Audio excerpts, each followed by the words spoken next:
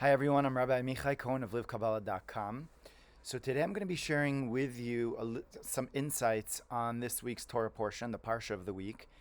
But before we go into the specific Parsha and the insights that are on the Parsha, why is it so important to really delve into the weekly Torah portion, the Parsha of the week?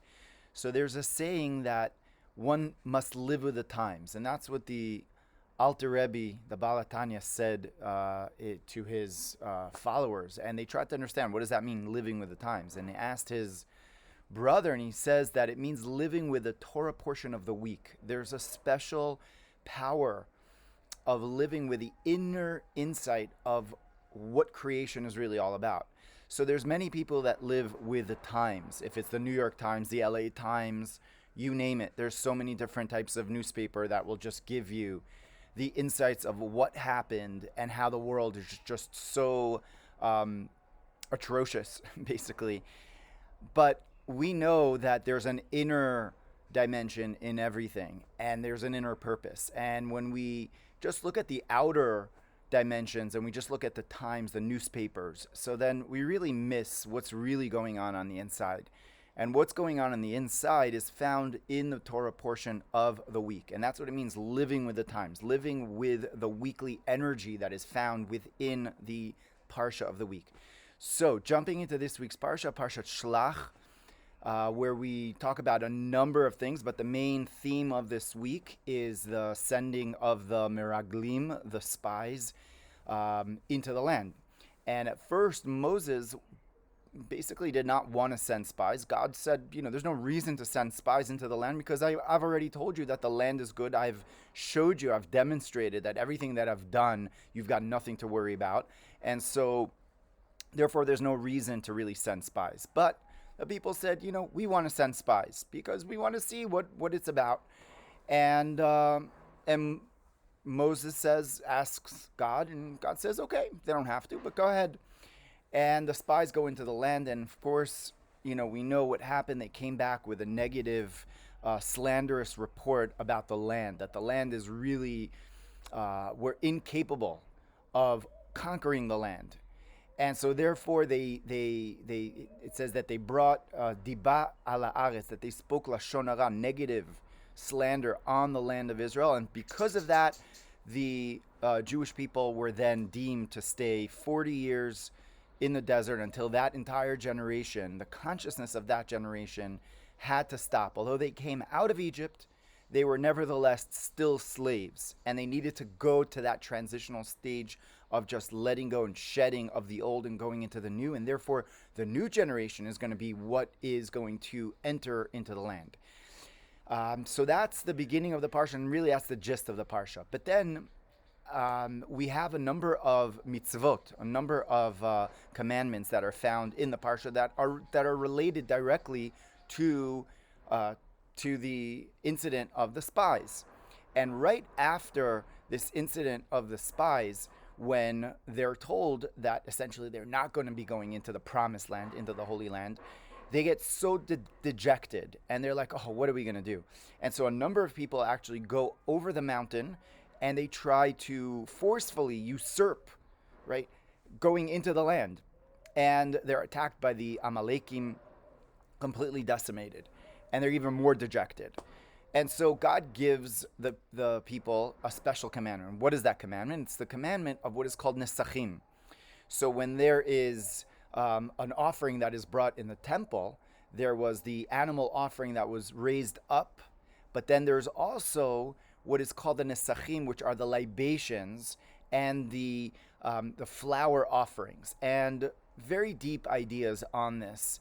And the way it's explained by the Kabbalists, and as really explained by the Alter Rebbe in his writings, is that there's an energy of ascent and there's an energy of descent.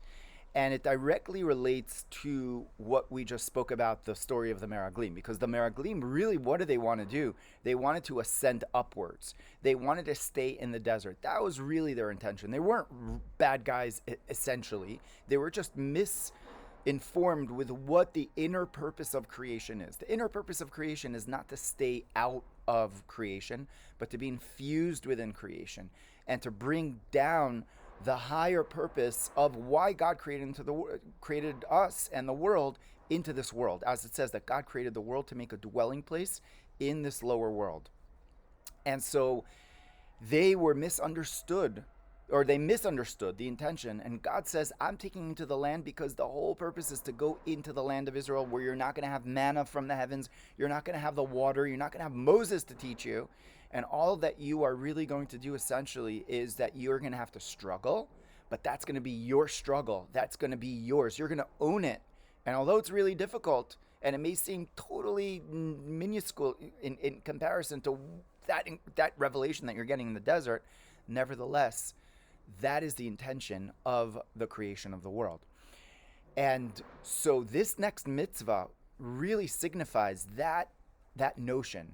The notion is the mitzvah of nesachim is the drawing down of the energy, the drawing down of the libation of the wine. And now it says in Tractate Sukkah, Daf Mem Tet, the 49th page, it says over there that that when God created the world, He created these certain tunnels that were there on the Mount Moriah that went right down into what is called the Shitin. They're called these tunnels that go all the way to the rock that the world was formed upon, called Even Hashtiyah.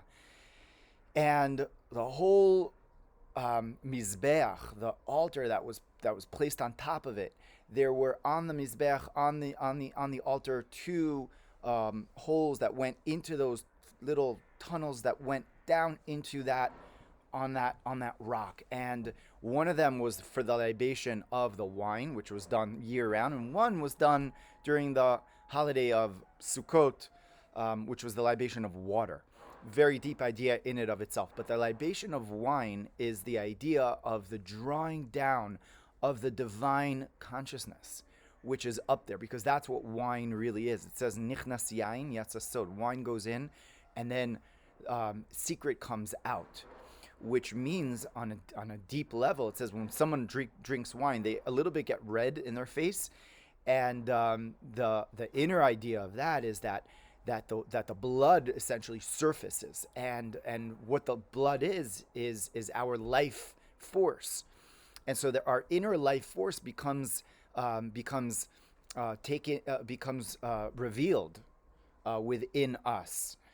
And that's why if one has an ample amount of wine, so then he or she is in a good state of mind that they could actually perhaps be more relaxed and more flowing in a certain way. But if they have too much, then there's too much of this secret energy there that's going to actually put them to sleep. And it may even do the opposite effects.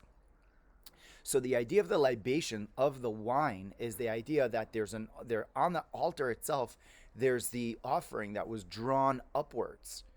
And that was the energy of ascending upwards. That was the energy, so to speak, of the spies that wanted to ascend upwards. And the energy of the wine and the flour and the oil libations, as the Alter Rebbe explains, that it actually connects to what is called the mochin, the hidden dimension, the chokhmah, bina, and dat.